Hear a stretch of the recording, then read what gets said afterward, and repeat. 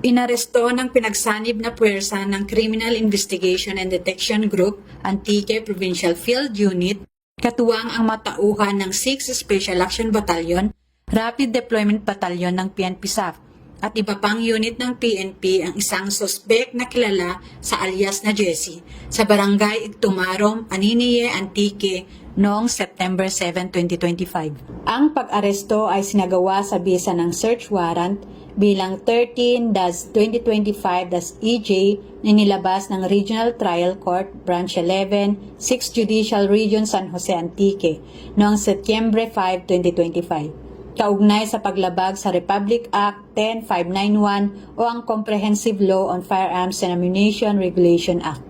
Nasamsam mula sa operasyon ng isang caliber .45 Remington pistol na may 4 na magasin at 13 na bala, isang improvised na 12-gauge shotgun ammunition, isang holster at isang sling bag. Nasa Criminal Investigation and Detection Group, Antique Provincial Field Unit na ang kustodiya ng naarestong suspect at mga nakumpiskang kagamitan para sa kaukulang dokumentasyon at disposisyon. At mula dito sa headquarters sa Fort Santo Domingo, Santa Rosa City, Laguna, ang tahanan ng inyong tagaligtas.